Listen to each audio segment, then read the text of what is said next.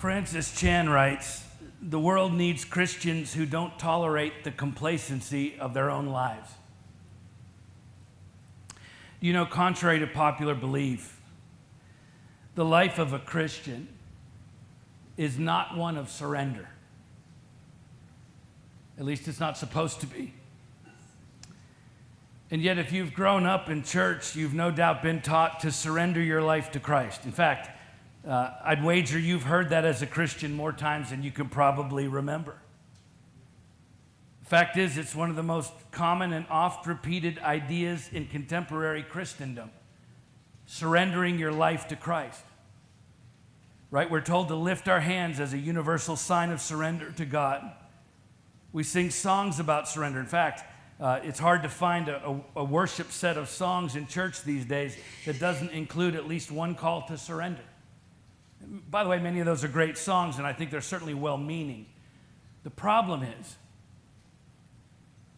we are never told in all of biblical scripture, not once, to surrender our lives to Jesus Christ. That is not in the Bible. I've talked about this before. Some of you have heard it, but it bears repeating, and it's relevant to our story today. The fact that the concept of surrendering your life to Christ is actually unbiblical. Nowhere does the Bible teach us. Try and find it on your own time. You won't. Nowhere does the Bible teach us to surrender our lives to Christ. Now, before you walk out and proclaim me a heretic, stay with me. I've been threatening for years to write a book called Stop Surrendering Your Life to Jesus Christ, but I'm afraid I'll get run out of town. Listen, what the Bible does teach over and over and over and over and over again is we're supposed to submit our lives to Jesus Christ. And hear me out, because the difference is profound. When a soldier surrenders, first of all, that's always done before the enemy. You never surrender before your own king or your own army. When a soldier surrenders, that's always done before the enemy. The soldier bows before the enemy king, lays his weapons down, and says, "I give up, I surrender."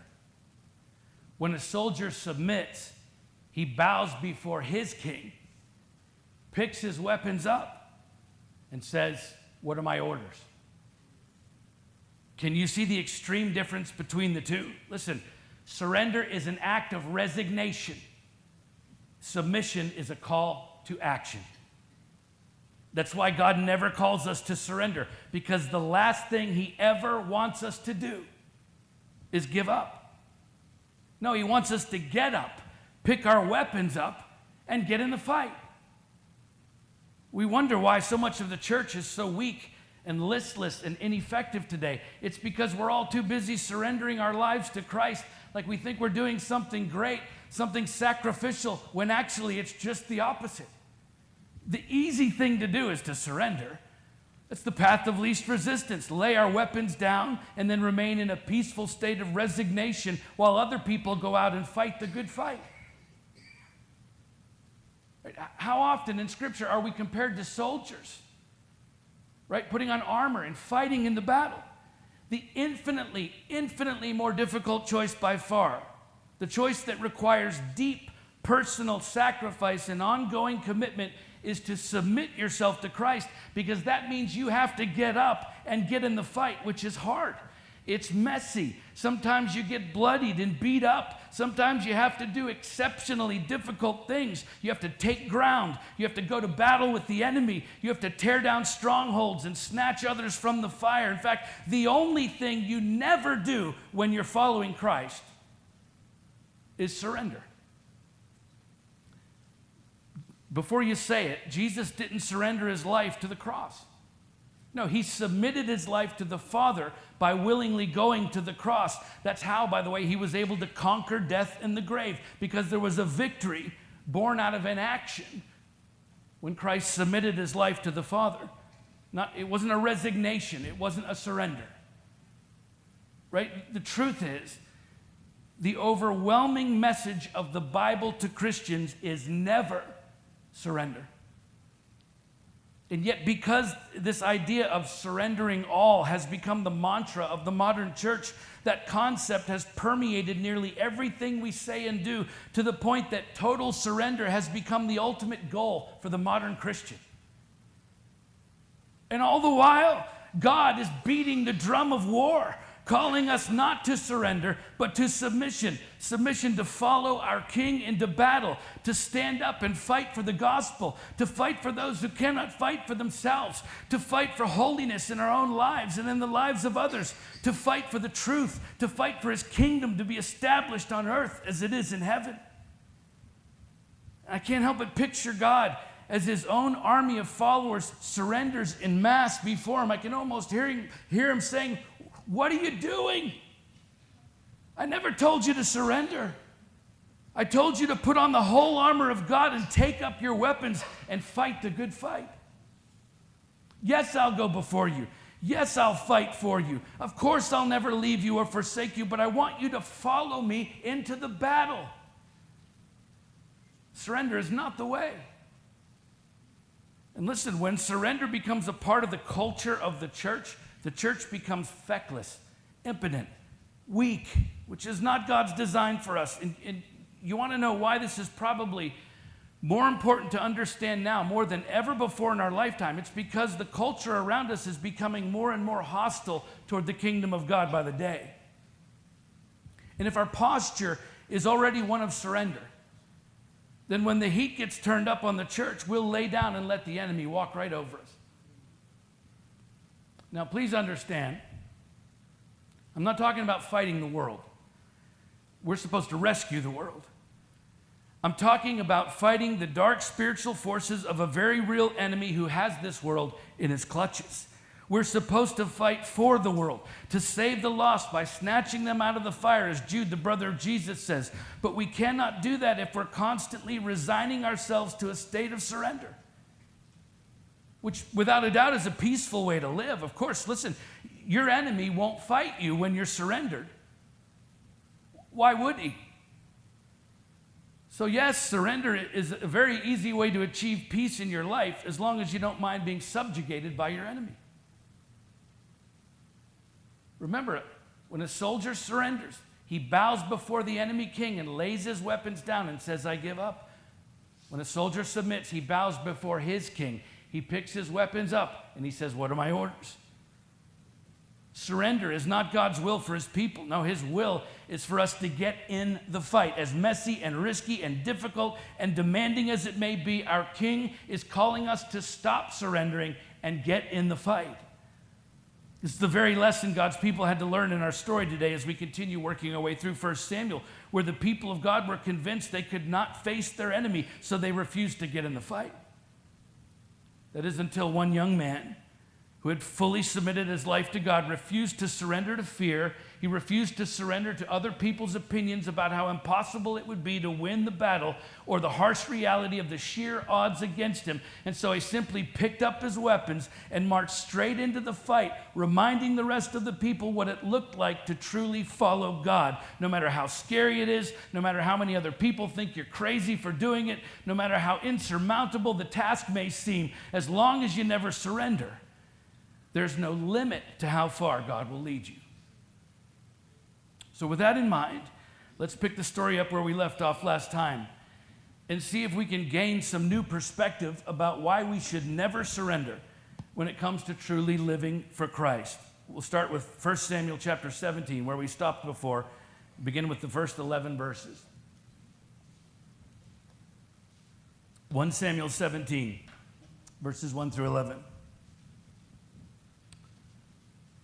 Now the Philistines gathered their armies for battle, and they were gathered at Soko, which belongs to Judah, and encamped between Soko and Azekah in the Ephes Dammim. And Saul and the men of Israel were gathered and encamped in the valley of Elah, and drew up in line of battle against the Philistines.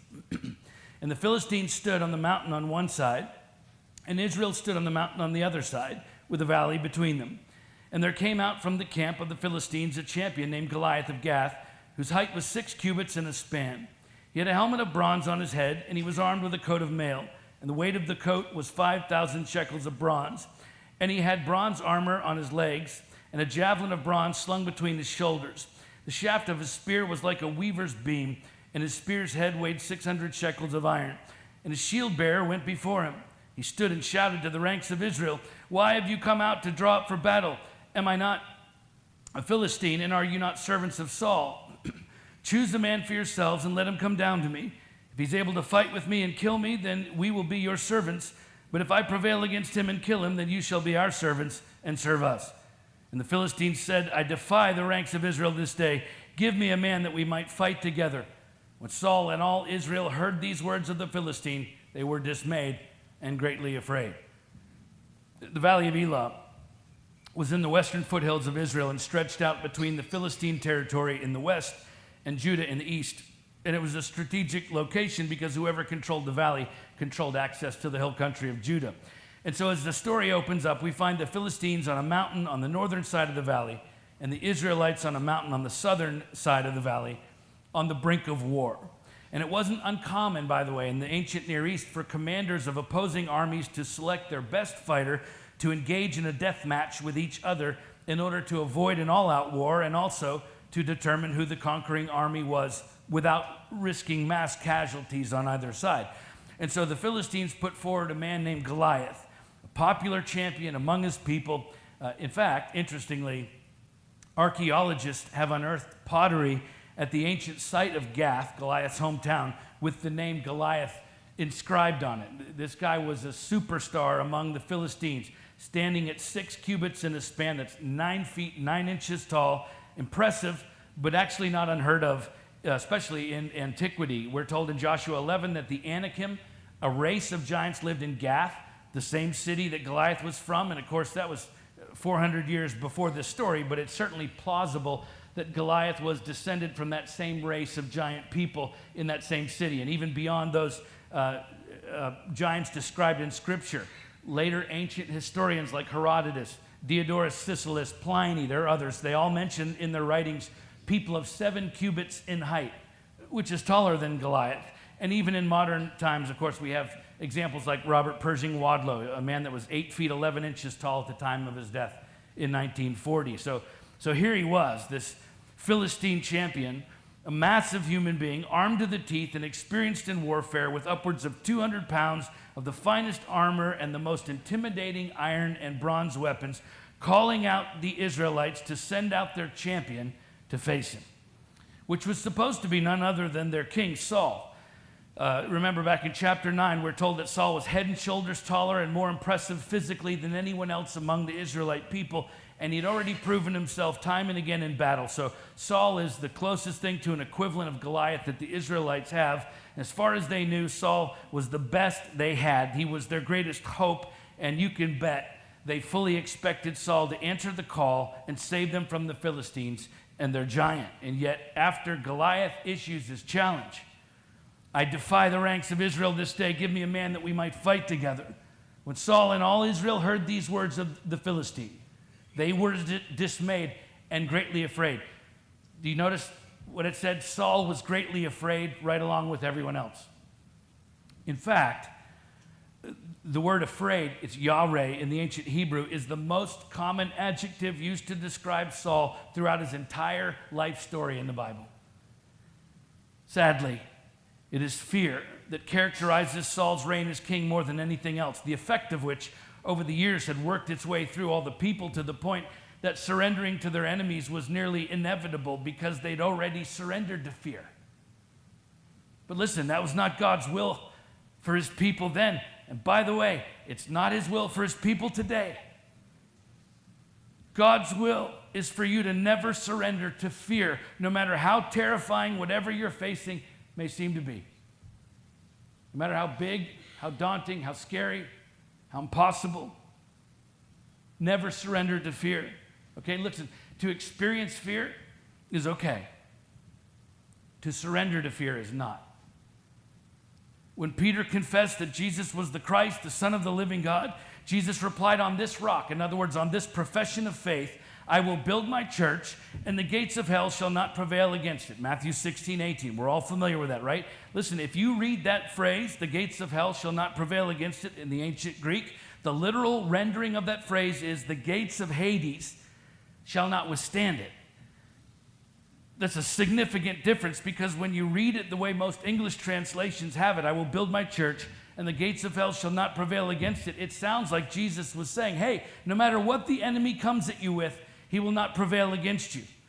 But when you read it in the original Greek, it's actually the other way around. I will build my church, and the gates of Hades shall not withstand it. You understand? Jesus was not saying we will be able to withstand the enemy. No, he was saying the enemy will not be able to withstand us. Because his will for the church is for us to be on the offensive, not huddled together in fear, hoping we can survive the attacks of the enemy while we sing, I surrender all. No, it's the other way around. The enemy is supposed to be running from us, unable to withstand the onslaught of Christians who are relentlessly taking ground back from him, tearing down strongholds and snatching lost people from the fires of hell before it's too late. Jesus was saying, don't wait for the fight to come to you. No, you take the fight right up to the gates of hell, and no matter what happens, no matter how beat up or bloodied you may be, never surrender. Here's what makes this all make sense. The very next verse, the very next thing Jesus says, verse 19, I will give you the keys of the kingdom of heaven. And whatever you bind on earth shall be bound in heaven, and whatever you loose on earth shall be loosed in heaven. Can you see the difference now? The power that we wield. It's an offensive battle strategy against our enemy, not a defensive one. You can't put on the armor of God while you're surrendering. You can't pick up your weapons and fight while you're surrendering. This only works when you get in the fight, which you'll never do if you're too scared to fight. And the enemy knows that. He's not stupid. He knows he cannot win in a straight-up fight with you. He knows he's guaranteed to lose that fight every single time, which is the exact reason he uses fear against you. Because if he can make you fearful enough to not even try to fight, then it's just as good as you surrendering to him. It's just where he had the Israelites in our story. They wouldn't even attempt to fight the Philistines because of one ridiculously tall guy with a really big mouth. And so right there on that mountain, cowering in fear, the enemy had God's people right where he wanted them, surrendered to fear. And look, if there's something in your life today that has you too afraid to get in the fight, too afraid to take the fight to the enemy instead of waiting and hoping he doesn't attack you, well, then he's got you right where he wants you. Surrender to fear.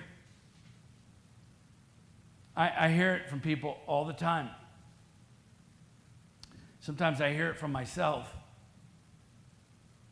I'm not good enough. I'm not strong enough.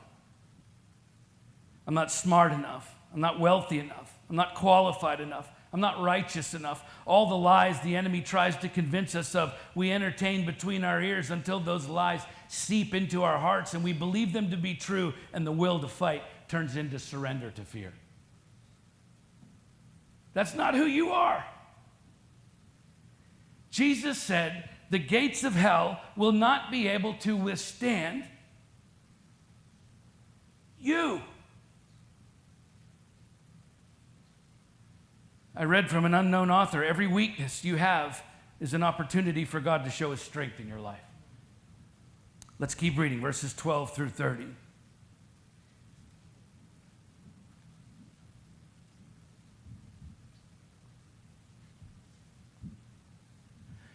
Now David was the son of an Ephrathite of Bethlehem in Judah named Jesse, who had 8 sons. In the days of Saul, the man was already old and advanced in years. The 3 oldest sons of Jesse had followed Saul to the battle, and the names of his 3 sons who went to the battle were Eliab the firstborn, and next to him Abinadab, and the third Shammah. David was the youngest. The 3 eldest followed Saul, but David went back and forth from Saul to feed his father's sheep at Bethlehem. For 40 days the Philistine came forward and took his stand morning and evening. And Jesse said to David his son, "Take for your brothers an ephah of this parched grain, and these 10 loaves, and carry them quickly to the camp to your brothers. Also take these 10 cheeses to the commander of their 1,000. See if your brothers are well, and bring some token from them." Now Saul and all the men of Israel were in the valley of Elah fighting with the Philistines. And David rose early in the morning and left the sheep with the keeper and took the provisions and went as Jesse had commanded him. And he came to the encampment as the host was going out to the battle line, shouting the war cry. And Israel and the Philistines drew up for battle, army against army. And David left the things in charge of the keeper of the baggage and ran to the ranks and went and greeted his brothers. As he talked with them, behold, their champion, the Philistine of Gath, Goliath by name, came up out of the ranks of the Philistines and spoke the same words as before, and David heard him. All the men of Israel, when they saw the man, fled from him and were much afraid. And the men of Israel said, "Have you seen this man who has come up? Surely he's come up to defy Israel. And the king will enrich the man who kills him with great riches and will give him his daughter and make his father's house free in Israel." And David said to the men who stood by him, "What shall be done for the man who kills this Philistine and takes away the reproach from Israel? For who is this uncircumcised Philistine that he should defy the armies of the living God?" And the people answered him in the same way, "So shall it be done to the man who kills him." Now Eliab, his eldest brother, heard when he spoke to the men, and Eliab's anger was kindled against David, and he said, "Why have you come down, and with whom have you left those few sheep in the wilderness? I know your presumption and the evil of your heart, for you have come down to see the battle." David said, "What have I done now? Was it not but a word?" And he turned away from him toward another and spoke in the same way, and the people answered him again as before.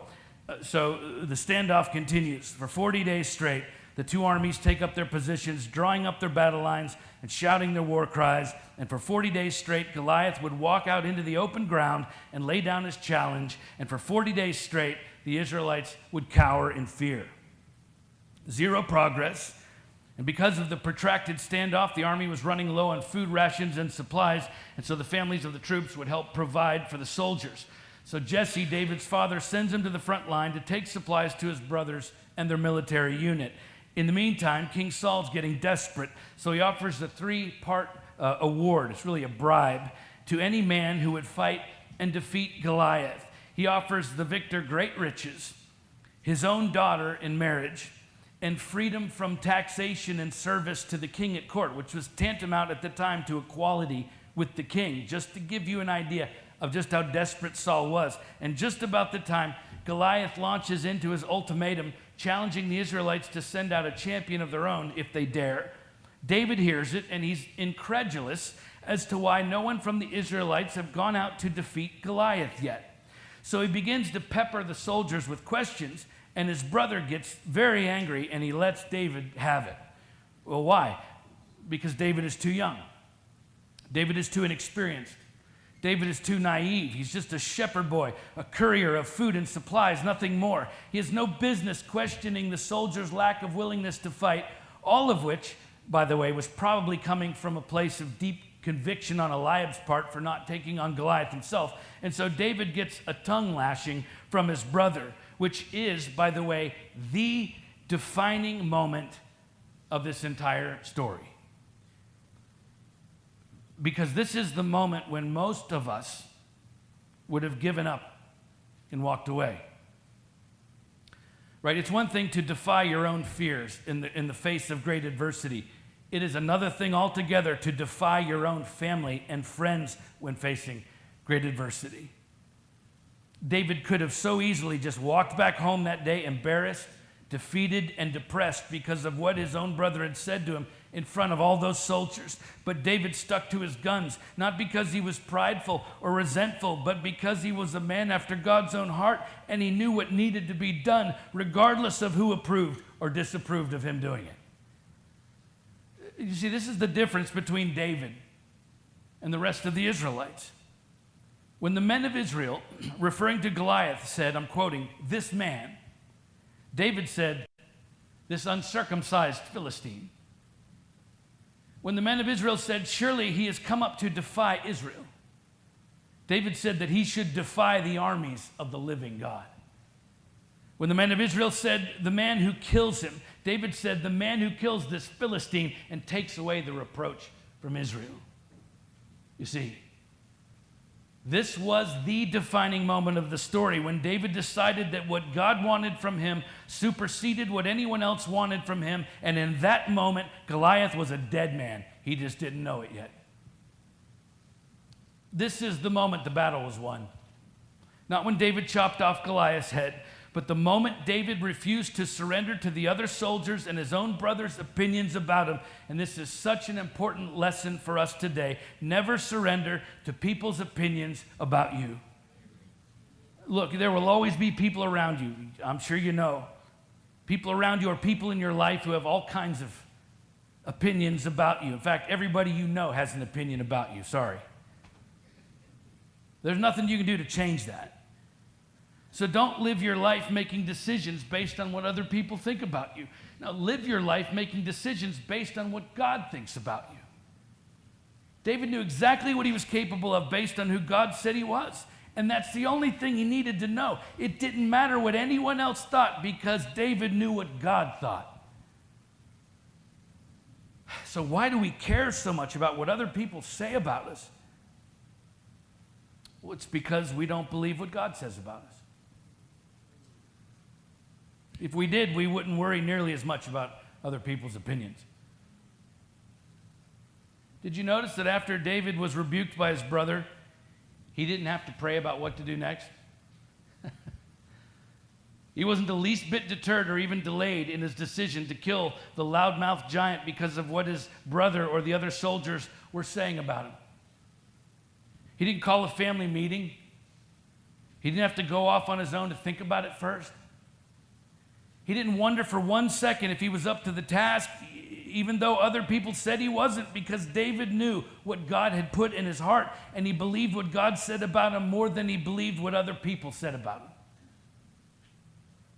All right, look, as you pursue the call of God in your own life, there will absolutely be people, sometimes your own people, family, friends, those who you care about, who will give you bad advice, the wrong advice, because they disapprove of what you're planning to do.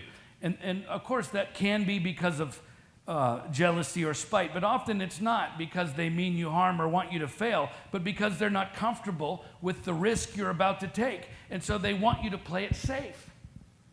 Why? Because that's what they would do. And so they project their own fears onto you. Just to be clear, I'm not talking about someone whose authority you're under, like a parent or a spiritual authority in your life. So teenagers in here, if your parents tell you to do or not to do something, I'm just telling you that is God's will for your life in that moment, unless it directly violates God's command in his word. Sorry if that disappoints you. What we're talking about here are those times in your life when you're pursuing the will of God that he specifically called and equipped and anointed you for, and a friend or a relative or some other concerned party counsels you to stop doing what you're doing or to not go any further in pursuit of whatever it is you've been called to do. It's just a simple truth. Good people can give bad advice.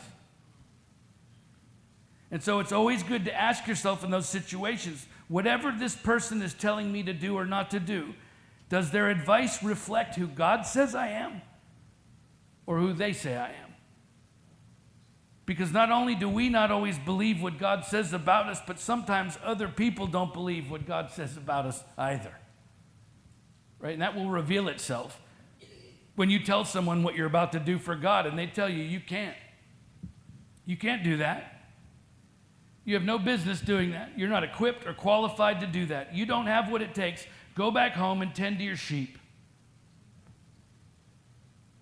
I can't tell you how many people, good friends, closest family, when we decided to sell everything we owned and move to Alaska, told me I was crazy. You better stop right now, Rob. You're making the biggest mistake of your life, throwing everything away, walking away, and starting over again. Go back home and tend to your sheep. Those are the moments we have to decide. Am I going to believe what other people will say about me? Or am I going to believe what God says about me? Listen, you could write this down and put it on your refrigerator. It's so true. Sometimes the battle within you is greater than the battle before you. I would say most of the time. The battle within you is greater than the battle before you. The fact is, nothing will keep you out of the fight faster than surrendering to other people's opinions. Charles Spurgeon once said, "Many a man meets with more trouble from his friends than from his enemies. And when he's learned to overcome the depressing influence of prudent friends, he makes short work of the opposition of avowed adversaries." Let's finish the story for today, verses 31 through 37.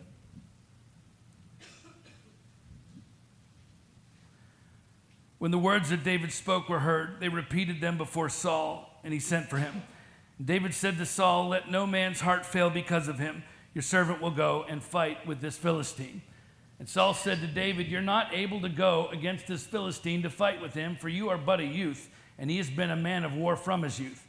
But David said to Saul, "Your servant used to keep sheep for his father, and when there came a lion or a bear and took a lamb from the flock, I went after him and struck him and delivered it out of his mouth. And if he rose against me, I caught him by his beard and struck him and killed him. Your servant has struck down both lions and bears, and this uncircumcised Philistine shall be like one of them, for he has defied the armies of the living God." And David said, "The Lord who delivered me from the paw of the lion and from the paw of the bear will deliver me from the hand of this Philistine." And Saul said to David, "Go, and the Lord be with you." So word gets back to Saul that there's finally someone who's willing to fight Goliath, and so he sends for the challenger, probably sensing tremendous relief, only to find out it's a teenager, the same young man who plays the lyre for Saul when he needs to feel better. It must have been a profound letdown for Saul, who explains to David that Goliath has been a man of war basically longer than David's been alive. And yet David doesn't flinch. He simply replies with, "Listen, Saul, I used to keep sheep for my father, and a lion would show up, a bear would show up and try and take a lamb. I would go after him and strike him and deliver him out of his mouth. And if he arose, I caught him by his beard and struck him and killed him. You understand? I've killed both lions and bears with my bare hands. And this uncircumcised Philistine will be just like one of them, for he's defied the armies of the living God." And that's quite a speech from a shepherd boy who's never been to war. And this is no lion or bear, as ferocious as those animals can be. Goliath was a giant warrior with weapons and armor and vast experience in the art of war. Yet David was so confident that he would overcome the enemy that Saul was willing to forsake his own better judgment and send out this youth, this shepherd boy who played the lyre, to face the mighty Goliath. And do you know why David was so confident? Because all along the way, alone in his father's fields, keeping the sheep, God was preparing David for this very moment. In ancient Palestine, both bears and lions were common, and sheep were a common food source for those hungry wild predators. But David understood that the predator had no claim on the sheep. The sheep belonged to the shepherd. And so every time a wild animal tried to take what did not belong to them, David, full of the Holy Spirit, simply took back what had been given to him to care for by killing the lion and the bear with his own hands. And so as incredibly dangerous and risky as taking on Goliath was for David, it's no different than killing the lion or the bear. It's just another predator trying to take what did not belong to him, namely the land and lives given to God's people. So David knew beyond the shadow of a doubt that what he would do would be successful against Goliath, because his entire life had prepared him for this moment. Yet David also understands the gravity of this particular moment and the fact that it was going to change his life forever. I love this. Listen, David had just come to the front lines of the battlefield, straight from tending the sheep in his father's fields. That morning, he was tending the sheep. He was to take them supplies and go back to tending the sheep, right? So David's actively shepherding his father's sheep right up to this same morning of the battle. And yet notice how David begins his speech to Saul. I love this. "Your servant used to keep sheep for his father." You see, David not only was confident that God had prepared him for this moment, he knew this would be a defining moment for the rest of his life, one that would mean his shepherding days were over. And so there's no way David's going to back down now. It didn't matter how much fear Goliath struck in the hearts of God's people. It didn't matter how much anyone else, including his own family, doubted him. And it didn't matter how incredibly hard the battle in front of him seemed to be. David was not backing down because he knew that his entire life had prepared him for this moment. And so he was determined to never surrender to hardship, and neither should we. Obviously, hardship will come. We know that much is inevitable. But it's not just about waiting it out, hoping to avoid as much hardship as possible in our lives and then doing the best to deal with it when it does come. Because the truth is, we don't want to hear this, but the truth is sometimes God calls us into hardship. He calls us to get into the fight, to face the hardship head on, never surrendering no matter how hard it gets. And the reason you can be confident in facing that hardship is because He's been preparing you for it your entire life. Listen, God will never call you to something He hasn't prepared you for. You may not realize it today, what He's preparing you for tomorrow, right? I'm sure when David was confronting bears and lions in his father's fields, he had no idea that one day he'd have to confront a giant Philistine warrior on a battlefield. But that's exactly what God was preparing him for, okay? You may not realize today what God is preparing you for tomorrow, but that's exactly what He's doing. Always. In whatever you're going through. Because there's always a purpose for every struggle, every difficulty, every obstacle, every hardship in your life. And part of that purpose is to prepare you for something greater. It is part of God's process in your life. David was anointed as the next king of Israel.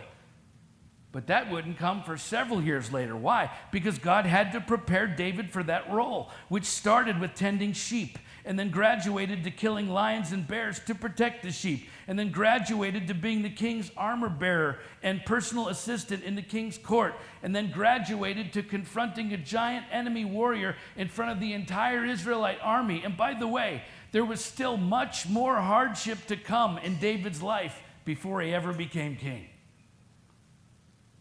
But you see, God made David a promise, and when God makes you a promise, there is always a process to seeing that promise fulfilled. No shortcuts.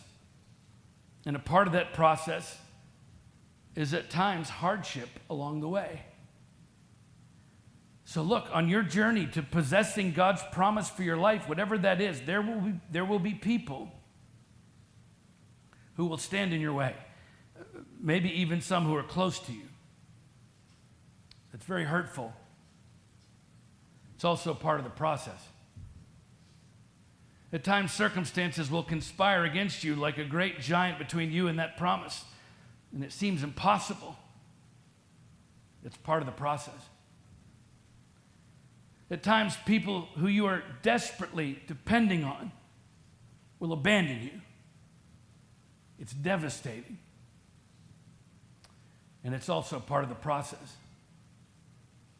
At times you'll experience heartache and loss that seem beyond anything you can recover from. I'm telling you, that's part of the process. At times you'll grow beyond weary physically, emotionally, and spiritually empty. That is a part of the process, and it is in those moments, those seasons even of loss and hurt and loneliness and fear and disappointment and struggle, when you will have to fight for the promise. You're going to have to get up and get in the fight, because the fight, the hardship, is always a part of the process. And listen, the process is what makes you who you are.